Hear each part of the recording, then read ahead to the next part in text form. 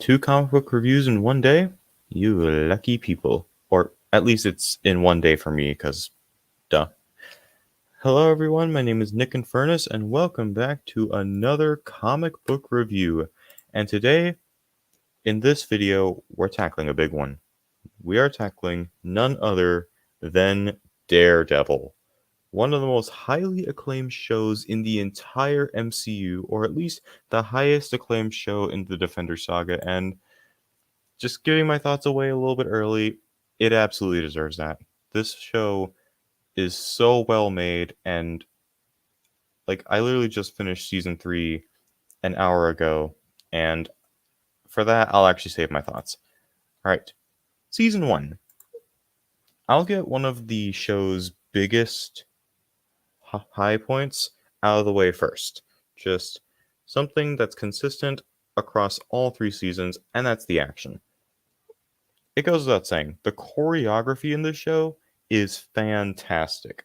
I never thought I'd ever say the words blind man and badass in the same sentence, but this show actually manages to make a blind man badass. But not even that, it's just the choreography in general is just great. It's shot really well. You can just feel the impact of each punch, and it's a blast to watch on the screen. Along with that, you also have Wilson Fisk, the Kingpin, who in general is just a compelling character. He's a mastermind who has a plan to keep the city safe by whatever means possible, even if that means, causing a lot of damage. He's willing to do whatever it takes. And he's also someone who is very broken and also kind of sympathetic in a way when you see what his childhood was like with his dad and how he had to, put his own father in the ground. And that interesting character also extends to Matt Murdock, where, yes, of course, he's Daredevil. No one knows he's Daredevil, at least not until the middle. But when Kingpin starts to frame Daredevil for all of his actions, you see the competing ideologies between Foggy and Karen. You have Foggy, who buys right into it because, that's an awful thing for someone to do. Because, what kind of monster would blow up a bunch of buildings? But then you have Karen, who was saved by Daredevil in the past, so she's a little bit skeptical. And of course, by the end of the series, Matt's name gets cleared. But even then, this was a really good season. I didn't even talk about the hand. The hand in general here, this is probably the best they've been, mainly because, they're not a major focus, and we're just starting to get to know the organization as it is. They're very mysterious, is how I like to say it. They're a very mysterious organization. We don't know what they're up to, what they're planning, and that mystery helps make it a little bit better. Along with that, Stick and Matt have a really nice dynamic where you have Stick, who really does care about Matt, but is still cynical.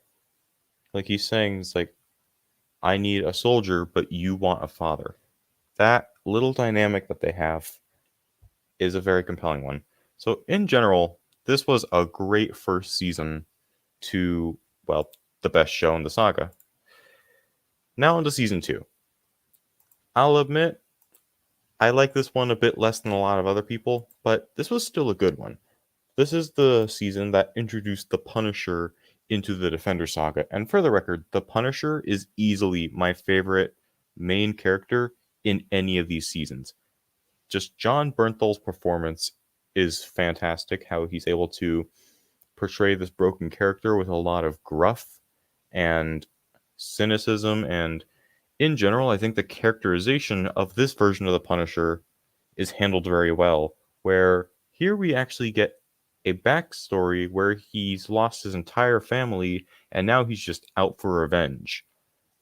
And even with the little interactions between Matt and Frank, you get to see their competing ideas where, yeah, they're not too different. They want the same things, but Frank's methods are much more different from Matt, since he's willing to go a lot further.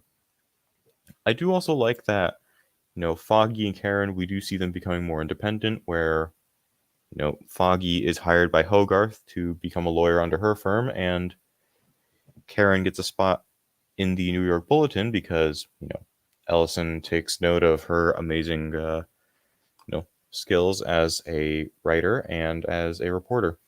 I think where this one really starts to fall apart is with the Hand. Now, I did just praise them for how mysterious they were, but then they start to develop them in this season, and you begin to realize that they're not that interesting or nearly as compelling as Frank Castle, the Punisher. And that also extends to Elektra, where I'm not really interested in her either. I wouldn't mind this all that much if they didn't take up half the season with their plot. And at the same time, I feel like there are just a lot of character interactions between Matt, Karen, and Foggy that are just really frustrating. I feel like a lot of the issues, a lot of the conflicts in the season could have been easily solved if the other two just let Matt explain his case.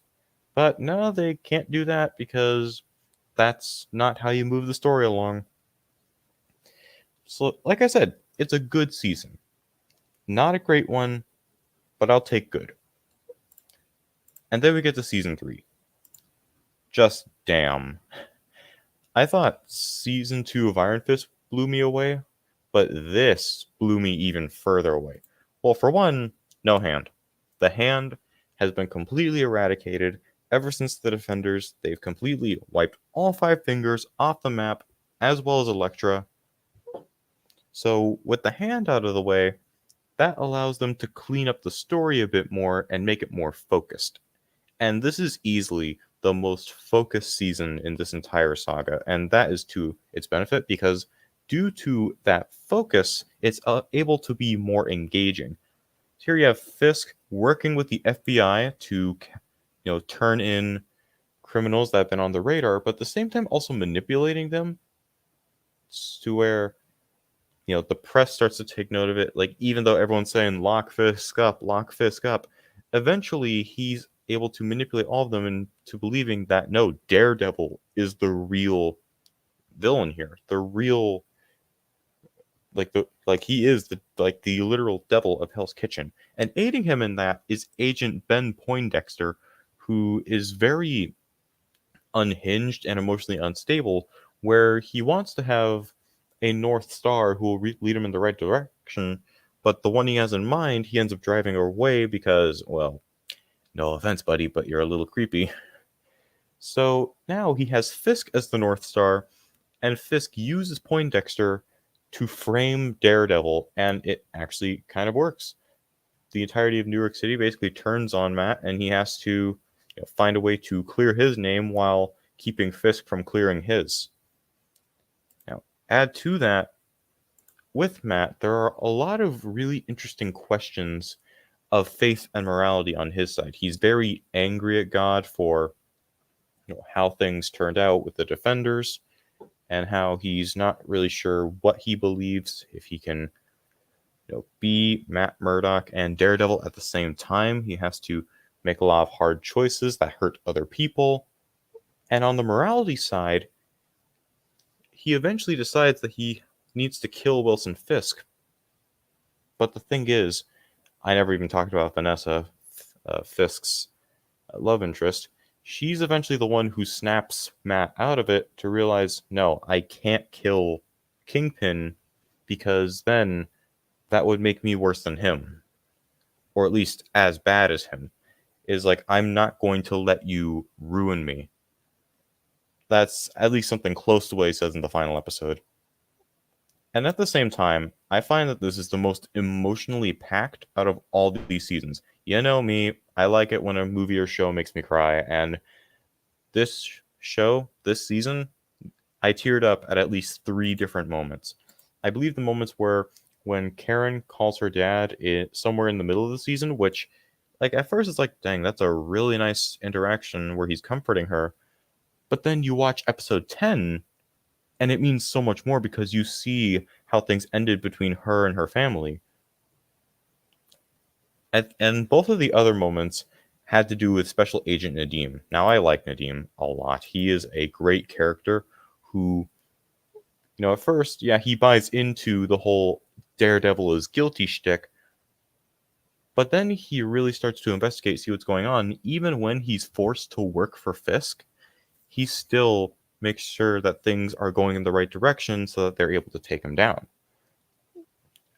But eventually, he realizes that he has to get out of his family's life because he's become a liability to them. And when he testifies, God, both of those moments where it shows him saying goodbye to his family, like, yeah, it's like they show him recording the same video twice, but both times it's just an absolute tearjerker. So overall, I'm gonna say it, this is easily the best season in this entire saga. Now, I still have to watch season 2 of The Punisher and season 3 of Jessica Jones, but I highly doubt that either of them will be able to top this, because this was just chef's kiss. Just one of the best shows of television, one of the best seasons of television that I've ever seen. So, final ratings. Season 1's getting a perfect 5. Just a great introduction to a great show that doesn't do anything too terribly wrong and is able to have a lot of interesting characters and story arcs without being burdened too much by the hand, which is unfortunately not something I can say for season 2, which I'm giving a 3. I know that is very low for the season that a lot of people say is just as good as the first one, but hear me out. Yes, I love the Punisher and his interactions with Matt, and it's great to see Foggy and Karen be independent from, the law firm, but I can't get behind how much less compelling the Hand is when compared to the Punisher, and I just wish that they had at least found a way to have Matt speak his case before the finale.